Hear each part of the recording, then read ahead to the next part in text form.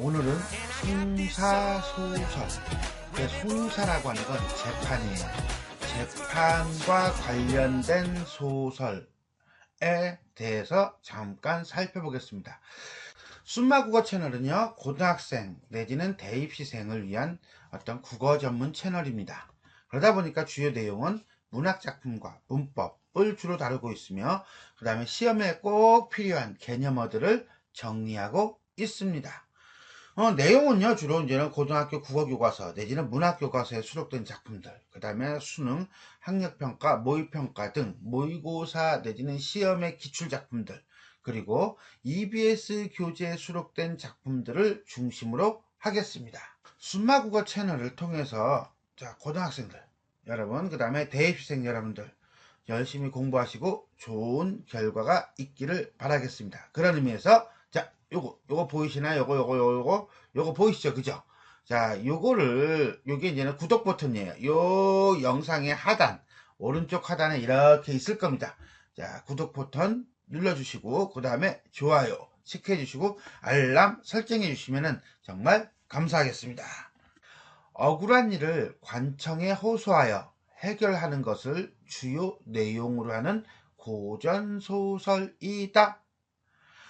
송사소설이 처음부터 나오진 않았을 거고, 아무래도 설화, 이야기에서부터 시작됐을 거다라고 얘기해요. 예를 들어서 고주선트라든가 아니면 신라 신화 중에 석탈의 신화죠. 석탈의 신화에도 재판과 관련된 장면이 잠깐 나와요. 그런 거. 그 다음에 고려시대 각종 송사와 관련된 설화. 이런 것들이 이제는 모여서 어떤 밑바탕이 되었다. 그러다가 조선 전기 이후부터 본격적으로 이제는 소설의 형식을 갖게 된다 라고 보시면 돼요. 자, 그러면 주로 어떻게 많이 만들어지는가? 일단 발생 원인부터 봅시다. 발생 원인과 그 다음에 갈등 양상이라고 하는 측면을 가지고 본다면 송사소설을 조선시대 걸로 한정을 지을게요. 한정을 지으면 보통 한 5가지 정도 볼 수 있다 라고들 많이 얘기합니다. 그 중에 우리가 이제 많이 얘기하는 게 이제는 요런 거라든가 아니면 요런 것들이 이제는 많이 나와요. 특히 요쪽이 이제는 교과서에서는 많이 나오죠. 라고 보면 되겠는데, 자, 신분 간의 갈등으로는 양반전이 가장 대표적이죠. 그 다음에 신계후전이라고 하는 것이 있다. 그 다음에 가족 구성원들 간의 갈등, 가족 구성원들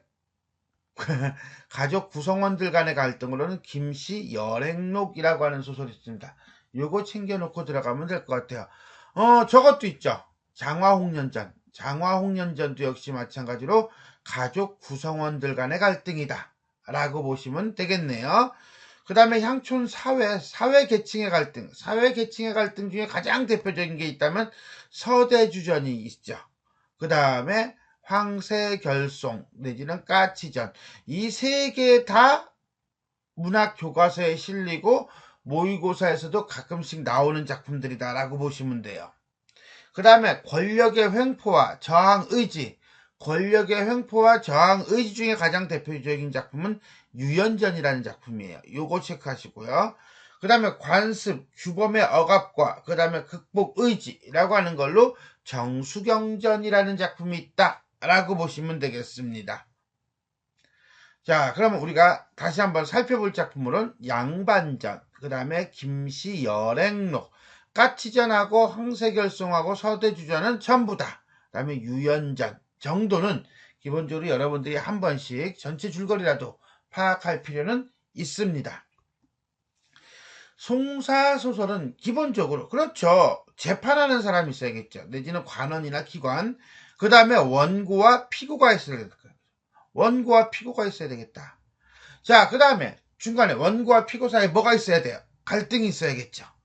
권력을 지닌 자에 의해 자행되는 횡포와 이에 대한 피해자의 저항 의지, 관계에서 생겨난 갈등, 이 갈등이 기본 축이다.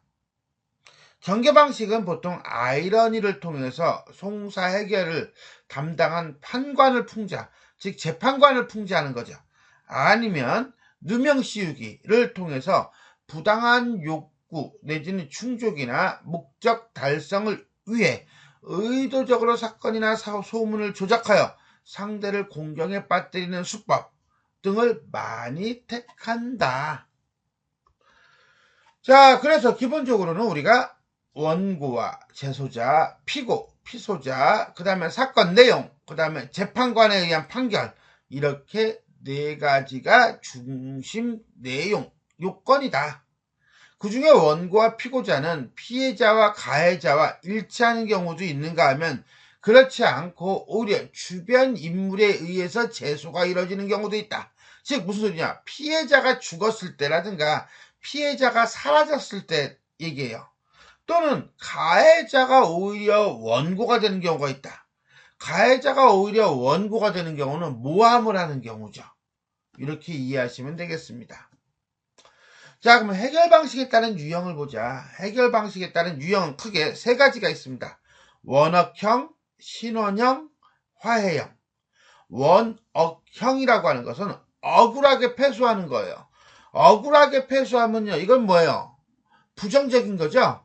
부정적인 결말이에요. 이러한 부정적인 결말이 일어나게 된 원인이 어디에 있는 거야? 원고가 너무 강한 거야. 그죠? 그 다음에 두 번째는 판관이 바보야. 판관의 능력이 부족한 거예요. 판관의 능력이 부족하다 보니까 피해자가 패소를 하는 경우죠. 자, 이런 경우는 결국은 세태를 비판하거나 아니면은 정치권 내지는 부조리한 사회구조를, 불합리한 사회구조를 비판하는 경우예요. 신원형이라고 하는 것은 억울함을 푸는 거예요.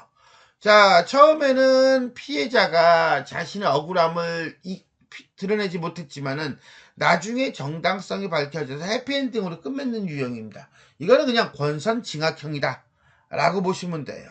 화해형은 너 좋고 나 좋고죠, 그죠? 화해하는 거예요. 이 화해를 한다는 것은 결국은 누구를 이겨야 되는 것이 아니라 함께 승리하는 거죠. 윈윈 관점이라고 보면 돼요. 그래서 교화의 의도에 의해 화해로 끝나는 경우이다 라고 보시면 되겠습니다. 자, 송사소설은 기본적으로 주인공이 평범한 인물이다. 그러니까 재판도 하고 고발도 하고 고발도 당하고 이러는 거죠. 그 다음에 흔히 일어날 수 있는 일들로 내용을 구성하고 있다.